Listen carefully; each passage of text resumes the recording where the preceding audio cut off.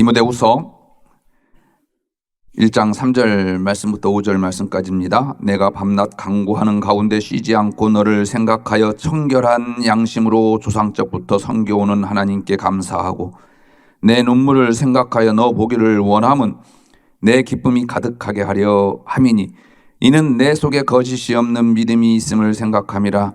이 믿음은 먼저 내 외조모 로이스와 내 어머니 유니게 속에 있더니 내 속에도 있는 줄을 확신하노라. 아멘. 추석 연휴가 시작되었습니다. 코로나19로 인해서 작년부터 명절에 가급적이면 고향 방문을 자제해달라고 하는 정부의 요청도 있고 사회적 분위기도 있어서 많은 분들이 고향 방문을 자제할 것 같습니다. 오늘도 연휴이기 때문에 교회에 많은 분들이 안 나오실 줄 알았는데 지하 예배실까지 식당까지도 찬 것을 보면서 많은 분들이 고향을 방문하지 않았구나라는 것을 또 깨닫습니다. 추석 명절이 부담되는 분들은 오히려 잘 되었다 싶기도 하겠지만 대부분의 분들에게는 고향을 방문하지 못해서 어르신들을 찾아뵙지 못해서 형제 자매를 만나지 못해서 안타까운 분들도 계시겠지요. 옛날이 그립고 생각나는 것을 보면 저도 이제 기성세대가 되어가는 것 같고 또 꼰대가 되어가는 증거가 아닌가 생각해 봅니다. 제가 어렸을 때 추석에 떡방앗간이 저희 동네에 없었어요. 그래서 명절에 어머니는 떡을 만드시기 위해서 송편 만들기 위해서 저보고 이웃 동네에 가서 쌀가루를 빻아 오라고 하셨죠. 자전거를 타고 한나절은 기다려야 제 차례가 와서 심부름 시킬 때는 늘 불평과 불만이 많았지요. 집에 와서 이제 송편을 만들 때 반죽해 놓은 거 보면 기가 막혀요. 7남매니까 7남매들이 먹고 또 손님들이 많이 오시니까 엄청 많이 떡을 만드셨습니다. 저희 어머니께서 웬 떡을 이렇게 많이 만드냐라고 불평 불만하면 만들어 놓으면 별로 안 된다 그렇게 이야기를 하셨죠. 저는 만들다가 꾀가 나니까 3개 정도 만들 분량을 가지고 크게 하나를 만들어 놓아서 혼나기도 했는데 식구들이 도착하는 대로 형들을 비롯해서 형수님들을 같이 오셔서 옹기동기 모여 앉아서 송편을 빚을 때가 그래도 참 좋았다라는 생각을 해 봅니다. 만남이 행복이었습니다. 비록 거리두기 속에서 맞이하는 추석이지만 여러분들이 만나는 모든 분들에게 여러분들 때문에 축복이었으면 좋겠습니다. 그 만남이 하나님의 은혜가 가득한 자리가 되시기를 주의 이름으로 축복합니다. 자녀들을 보면서 여러분들은 무슨 생각을 하십니까? 내가 좀 더 부자로 살았다고 한다면, 내가 좀 더 이 아이들에게 많은 재산을 남겨두었다고 한다면 자식들이 덜 고생해도 되겠다라는 생각을 부모들은 대부분 갖겠지요. 자녀들에게 가장 큰 유산이 그러면 뭘까요? 여러분들이 생각하는 많은 재산일까? 저는 목사로서 신앙생활 잘하는 가정을 보면 그것이 가장 부러워요. 부자로 사는 것 저는 목사라서 그런지는 모르겠지만 별로 부럽지 않습니다. 그런데 여러분들의 자녀가 결혼해서 교회 잘 봉사하고 그 후손들 데리고 애를 낳았다고 할머니 할아버지 모시고 와서 기도받고 가는 그때가 저는 개인적으로 가장 행복할 때예요. 장로님 아셨어요? 다른 게 부럽지 않아요. 여러분들 자녀가 우리 교회에서 또 다른 교회에서 신앙생활 잘하고 여러분들이 자녀들 자랑할 때 다른 것 자랑이 아니라 신앙 자랑할 때 그때가 저는 가장 부럽습니다. 이런 믿음의 가정이 오늘 말씀에 소개되고 있습니다. 디모데 가정입니다. 디모데는 디도와 더불어서 바울의 영적 아들이라고 표현할 정도로 양아들을 삼았던 사람들이죠. 바울 1차 전도 여행 중에 디모데 고향이 갈라디아 성의 루스드라라고 하는 곳인데 아마 그곳에서 그의 어머니와 함께 예수 그리스도의 복음을 바울에게서부터 받았던 것 같습니다. 바울이 2차 전도 여행 중에 바로 이 루스드라를 다시 방문하게 될 때 사도행전에 이미 그곳에 바울의 제자 디모데라고 기록하거든요. 초대교회가 문제가 발생했을 때 바울이 갈 수 없을 경우에 이 디모데와 디도를 보내서 그 문제들을 해결하는 것을 보게 됩니다. 특별히 데살로니가 교회, 여러분들 잘 알고 있는 고린도 교회, 빌립보 교회, 바울은 자신이 갈 수 없을 때 이 디모데를 보내서 갈등을 해결하고 있는 모습들을 성경에서 우리는 찾아볼 수가 있습니다. 이렇게 누구보다도 특별한 사랑과 또 신뢰를 받았던 사람이 바로 디모데입니다. 디모데는 바울이 마지막 예루살렘에 방문했을 때도 그를 수행했고, 예루살렘에서 바울이 체포되었을 때 잠깐 성경에서 떠나 있어요. 그리고 바울이 로마에 압송되어 있었을 때 그곳에서 다시 이 바울과 합류하게 됩니다. 그래서 바울의 옥바라지뿐만 아니라 마지막 때까지 바울을 지켰던 사람이 디모데였습니다. 로마 옥중에서 바울은 빌립보서를 쓰게 되지요. 바로 이 빌립보서를 가지고 빌립보 교회에 전달해 준 사람이 디모데였어요. 로마에서 빌립보까지 걸어서 꼬박 40일 정도 걸리는 거리예요. 여러분들이 자주 인용하는 바울이 건강을 위해서 포도주를 가끔씩 해도 괜찮다라고 해서 여러분들은 굉장히 행복해 하시죠.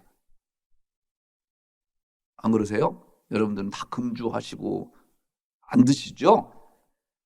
바로 그때 이 디모데에게 한 얘기예요. 그러면 디모데가 건강이 안 좋았다라는 이야기예요. 그래서 너 건강을 위해서 포도주 한 잔씩은 마셔라 라고 했던 그 장본인이 디모데라는 것이죠.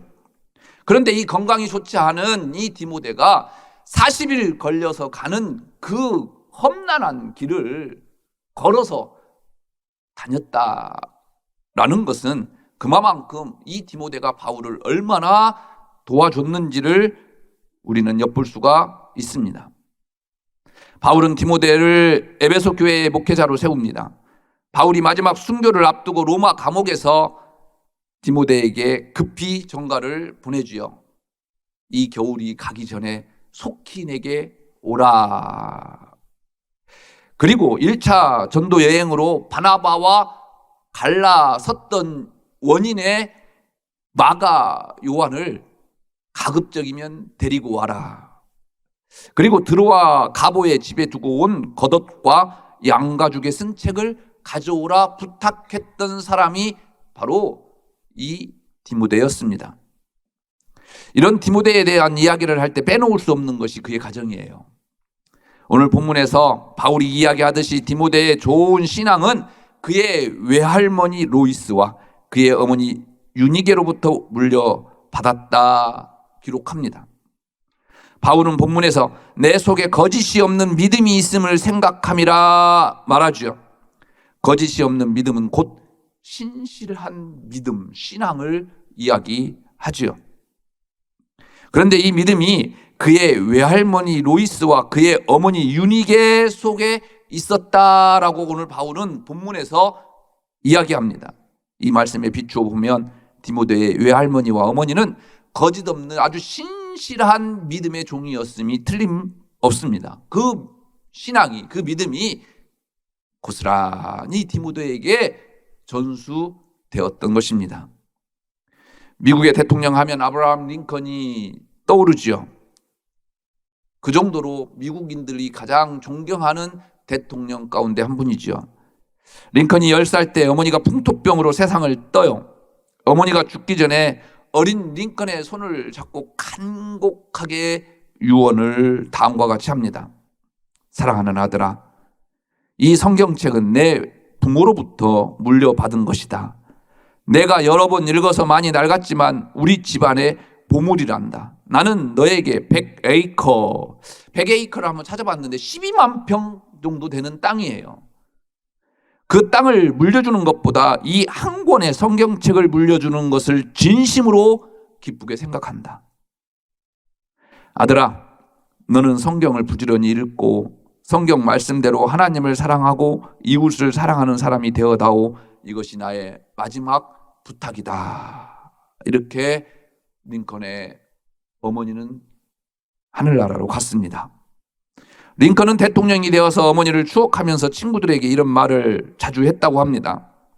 내가 어려서 글을 읽지 못할 때부터 어머니는 날마다 성경을 나에게 읽어주셨고 나를 위해 기도하는 것을 쉬지 않으셨다네. 통나무집에서 읽어주시던 성경 말씀과 기도 소리가 지금은 내 마음을 울리고 있네. 나의 오늘, 나의 희망, 나의 모든 것은 천사와 같은 나의 어머니에게서 물려받은 것이라네. 창세기 25장부터는요, 아브라함에서부터 시작되어서 그의 아들 이삭에게 또 그 후손들에게 믿음의 계승을 보여주는 족보가 나와요. 이삭에 대해서 성경은 특별한 것이 없죠. 여러분들 잘 알다시피. 그래서 저도 이삭에 대해서 설교할 때 좀 꺼려져요. 그가 판 우물 아니면 아버지 아브라함이 모리아산에서 이삭을 제물로 바쳤던 그 순종 외에는 사실 이삭을 설교한 적이 별로 없습니다. 그래서 그냥 넘어가는 그러한 사람으로 생각이 되지요. 그런데 결코 그렇지 않습니다. 이삭은 아주 중요한 인물입니다. 하나님께서 아브라함에게 약속하신 자손과 땅에 대한 약속이 동일하게 이삭에게도 이어져 가고 있습니다. 애굽으로 내려가지 말고 내가 지시하는 땅에 거주하라.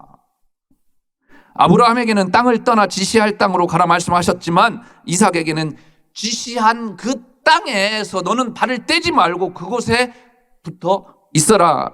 그러면서 이 모든 땅을 내 자손에게 주리니 내 자손으로 말미암아 천하 만민이 복을 받을 것이다. 이런 엄청난 축복을 아브라함에 이어서 이삭에게 말씀하시는 말씀입니다.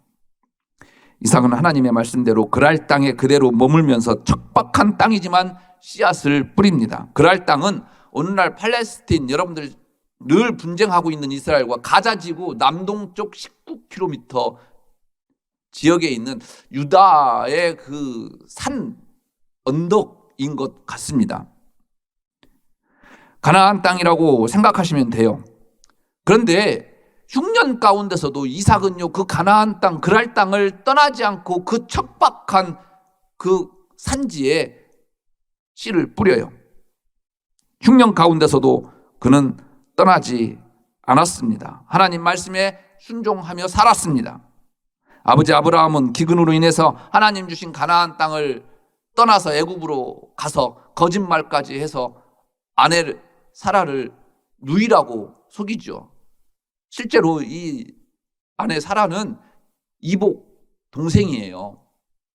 그렇지만 하나님께서 주신 그 가나안 땅을 버리고 애굽으로 갔을 때 어려움을 겪게 된 것을 보게 됩니다. 그러나 이삭은 떠나지 않았어요.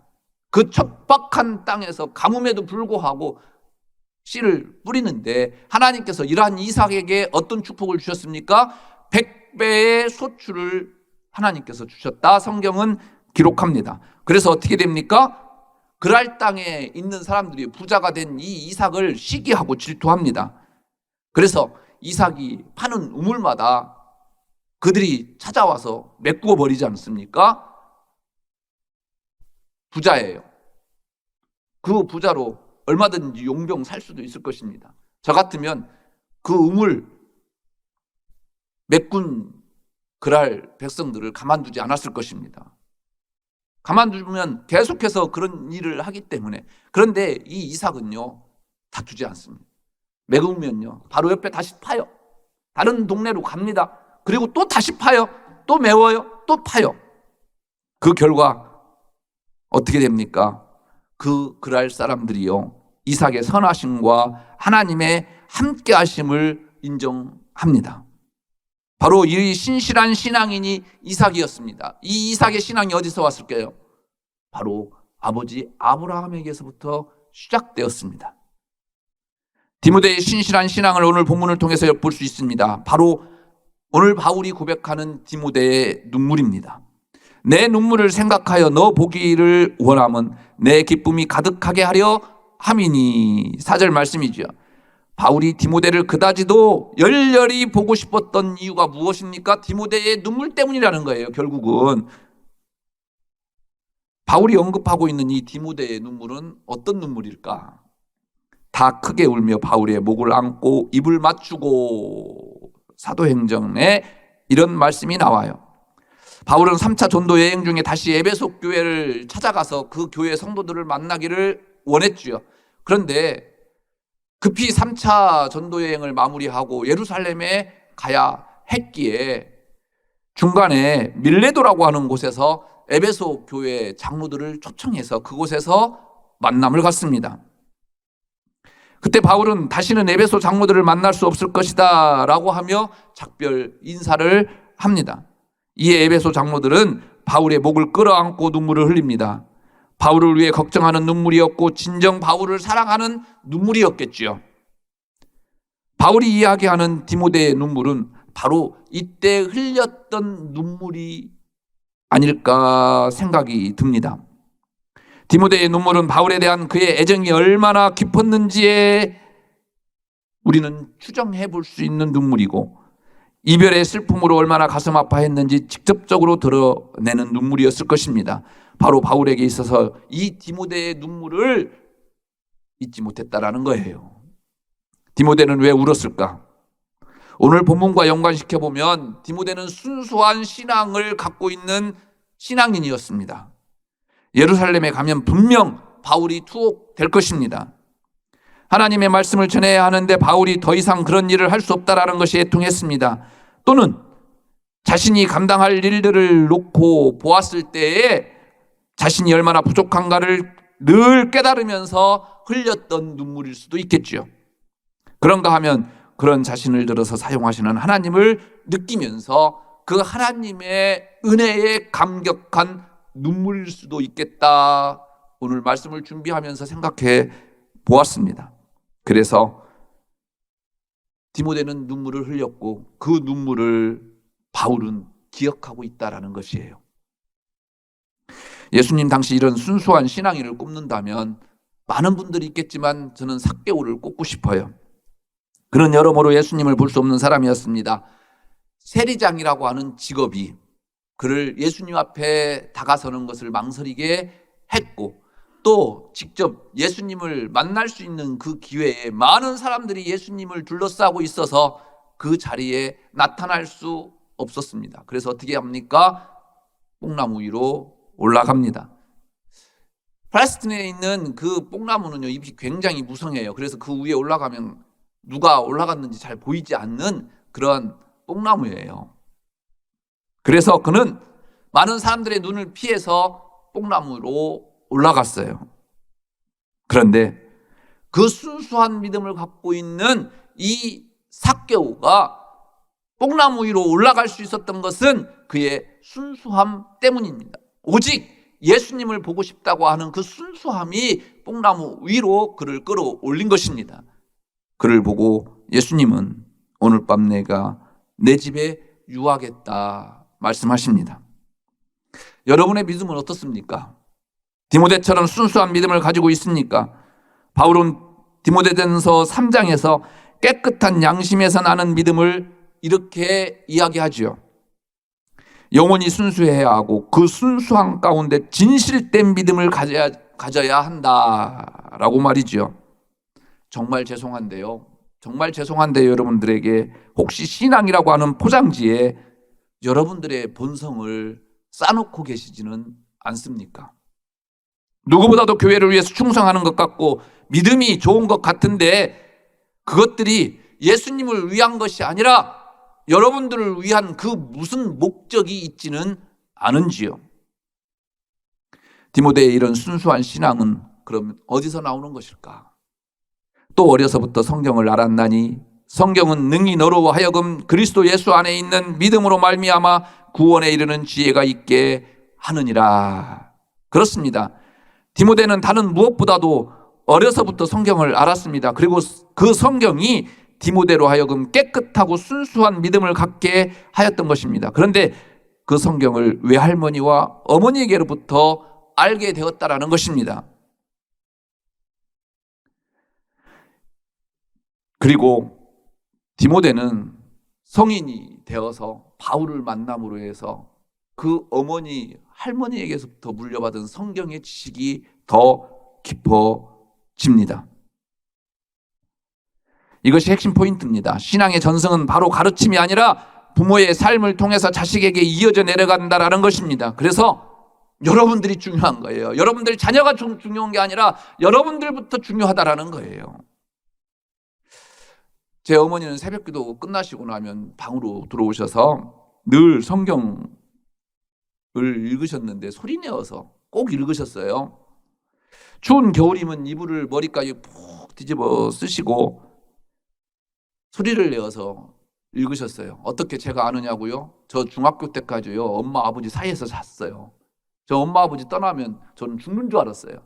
그런데 지금 생각해 보니까 참 불효자식입니다. 제가 어머니 아버님이 40대 후반에다 50대 저보다도 더 나이가 어렸을 때인데 제가 중학교 때면 그 한가운데서 제가 잤으니 제가 결혼해 보고 나니까 지금 생각해 보니까 참 불효자식이에요. 제가. 그런데 그 어머니는 새벽기도 끝나고 물론 저를 깨우실 목적으로 성경을 읽지는 않으셨을 것이라고 생각을 합니다마는 늘 오셔서 더듬더듬 거리는 목소리이시지만 어머니는 성경을 읽으셨던 소리가 지금도 생생해요. 특히 어머니는 틈날 때마다 사택이 교회 안에 있으니까 바로 교회에 가셔서 찬양을 부르셨어요. 저희 어머니 성대가 정말 좋아요. 찬양을 정말 잘 부르셔요. 저하고는 달라요. 엊그제 어머니 면회를 갔다 왔는데 늘 성경 읽으셨던 그 어머니가, 늘 찬양했던 그 어머니가 요양사 그 휠체어에 널브러져서 나오시는데요. 올라오면서 제 아내에게 그런 이야기를 했어요.